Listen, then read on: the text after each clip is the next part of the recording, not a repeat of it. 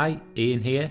Before we start looking at filmmaking using an iPad, it's worth mentioning that a tripod is useful, but not essential. In this video, we'll be using an inexpensive tripod with a universal tablet grip, but feel free to go handheld. For this filmmaking tutorial, we're going to use an app called iMovie. When you have launched the app, we need to create a new project by hitting the plus symbol, then select Movie. You will be presented with all the media that's currently on the iPad, but we're going to start from fresh, so press Create New at the bottom of the screen. If this is your first time opening iMovie, it will present you with some helpful tips in yellow about what the various buttons do. You can access these tips at any time by hitting this question mark. So let's get filming. To access the camera, we hit the small camera icon on the left-hand side of the screen. We'll now be presented with a viewfinder so we can see exactly what the camera is pointing at. To start recording, all we need to do is hit the red record button on the right side of the screen. When you finish recording, just hit the stop button and iMovie will automatically show you what you've just recorded. At this stage, you have two options. If you're not happy with what you've shot, you can simply hit the retake button and give it another go. If you're happy with your recording, just press Use Video and it'll drop that clip directly into your timeline. Now that we've got some footage in our timeline, we can use a pinch to zoom in or out of our timeline. It's important to note that this isn't adjusting the length of any clip, just the way that we can see it. So let's go ahead and add a second clip by clicking on the camera icon to bring up the viewfinder again. It's important when making your film to make sure that all of your shots are in focus. Here's an example of a clip that is out of focus.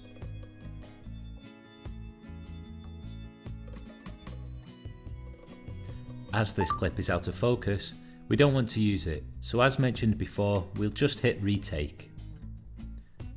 To get your shot in focus, all you need to do is touch the part of the screen that you want the iPad to focus on. So by tapping the floor space that we know our actor is going to walk into, we know that when he comes into shot, he'll be nice and in focus. When we have reviewed our footage and we're happy, we're going to press Use Video. Now you can see we have two clips in our timeline. We're going to add a third before we look at how we can edit these clips together. So once again, hit that camera icon to bring up the viewfinder. Ensure that your subject is in focus by tapping on the screen. Then you can hit record when you're ready to go and give the action signal to your actors. For our third clip, we're going to introduce a tiny bit of camera motion called a tilt, where the camera is pointing down and then gradually points upwards. Let's review the footage to make sure we're happy.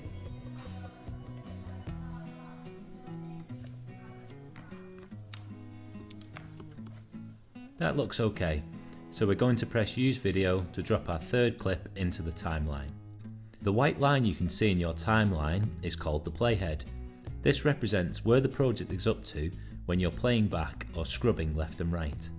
By hitting the play button located in the centre of the screen, you'll be able to see all three clips played back to back.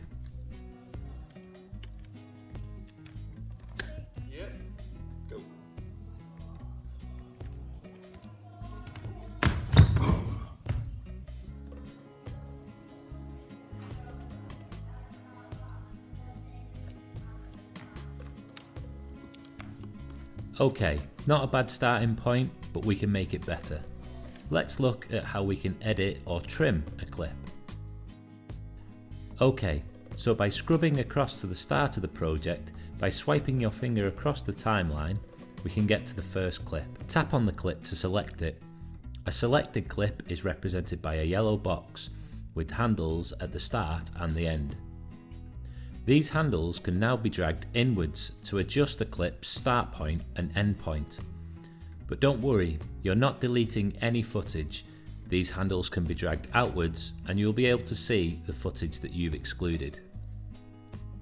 If you're following along, have a go at adjusting the start points and end points of all of your clips. The idea is that we're left with just the parts that we want in our final edit. It's important to remember this technique when you're filming your footage. It's a lot easier to edit out the parts that you don't want than add in parts that are missing. Now that we've trimmed all of our clips down, we're going to have a look at adjusting the speed. To do this, select the clip to open up the iMovie editing tools. The second option along is speed. Here we can see we have a slider, which we can drag left or right. The left end of the scale is to slow the clip down, and the right is to speed it up. So we're going to adjust this clip to be twice as fast, to hopefully give it a comedic effect. We can hit play to see the results. In this movie, we're going to increase the speed of all 3 clips, but feel free to experiment with these settings yourself. When you're done adjusting any settings, it's always advisable to play it back to see if you've got the desired effect. Next up, we're going to have a look at adjusting audio levels. To do this, we simply tap on a clip and then choose the volume option at the bottom. Here we are presented with a slider again, which we can adjust to adjust the volume level. You can see that changes are being made to the audio by looking at the waveform at the bottom of each clip. The waveform is a visual representation of how loud the audio is on that clip. Experiment with your clips by increasing and decreasing the volume levels until you are happy with your edit. Next up, we're going to look at applying filters to a clip. Again, this is done by selecting the clip in question and then selecting the filters option on the bottom of the screen. There are a range of filters to choose from, and these can be changed as and when you please. Filters can be applied independently from clip to clip. This is useful if you want to change the mood from one clip to another. Experiment with the different filters that are available. We're going to apply the same filter across all 3 clips. Next up, we're going to have a look at adding some titles to our clips. So let's add an opening title to our first clip. Select on it, and then choose titles at the bottom. Here you will see we have a range of different title styles to choose from, and there are always 2 options, center or lower, depending on where you want your text to be positioned. When you're happy with your title style, tap on the screen where it says Title Text Here. A keyboard will appear, enabling you to enter your own text. If there are text areas you wish to leave blank, simply press on the X in the upper left-hand corner of the field.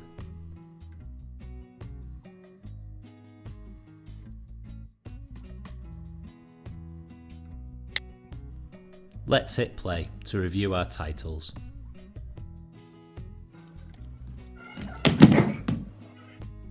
Okay, so that title was a bit quick. That's because we changed the speed settings of the first clip.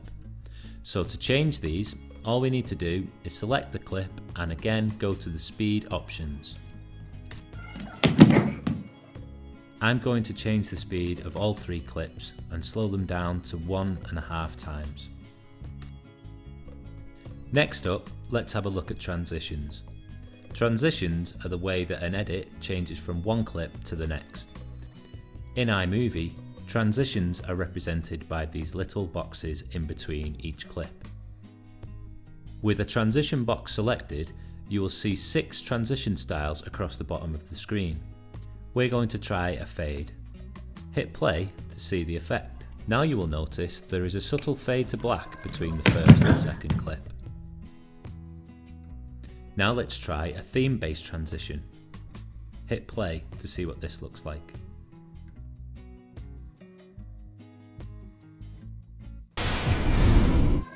The theme of a project can be changed in the project settings. This is accessed by tapping on the cog in the top right-hand corner. Slide the thumbnails in the theme section to choose a different theme. Now play the transition back.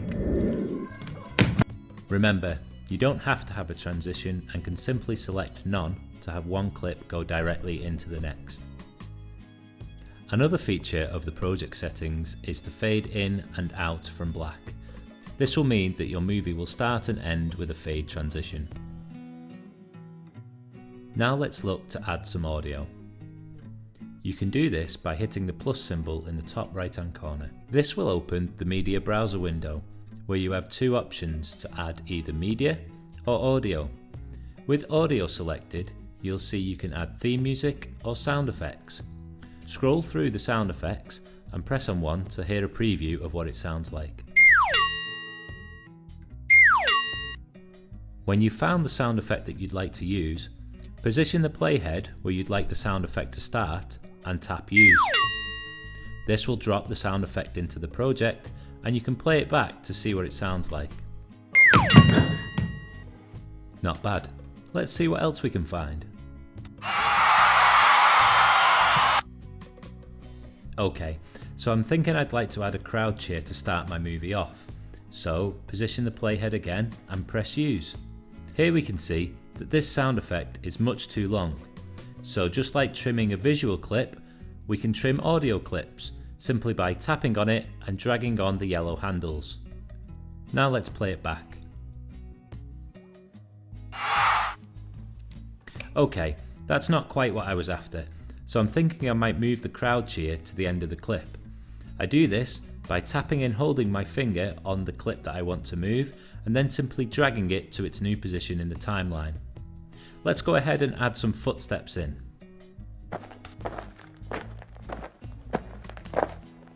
Again, you can see this isn't quite right. It's too long and it's in the wrong position. So we'll tap and hold to reposition it, and I'll drag on the yellow handles to make it much shorter. Just like with video clips, we can adjust the speed of audio clips. We do this in exactly the same way. Select on the audio effect, choose speed, and adjust the slider to make it faster or slower. So here, we've sped the sound of the footsteps up to match the video and dragged it across both clips that have walking in them.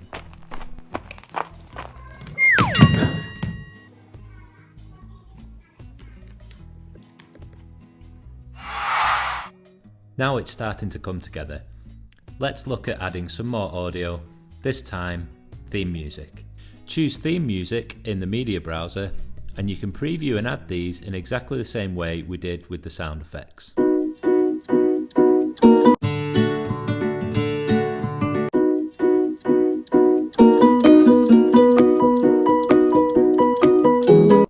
Let's give this a try. Not bad, but I think the background music is a little bit too loud, so we can adjust this exactly as we did before. Select the clip that you'd like to adjust, go to volume, and change the slider position. Now let's see how it sounds.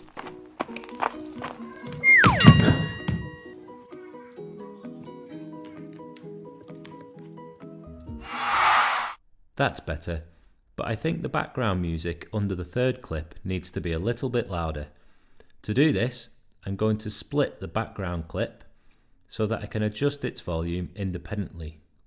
To do this, I select on the clip, go to Actions and choose Split. This will split the clip wherever the playhead is positioned. Now I can change the volume of this clip without affecting the volume of the previous clip.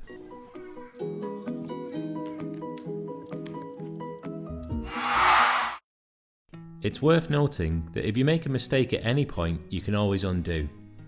Just use the back arrow button on the right hand side of the screen. This will undo the last action that was taken. I think I'm just about done with this project now, so let's look at exporting it. When you're finished, just hit Done in the top left hand corner. From here, you can preview the movie without the distractions of the interface. If you're happy, tap on where it says My Movie. This will bring up a keyboard and enable you to rename the project, preferably to the title of the film or who it was by.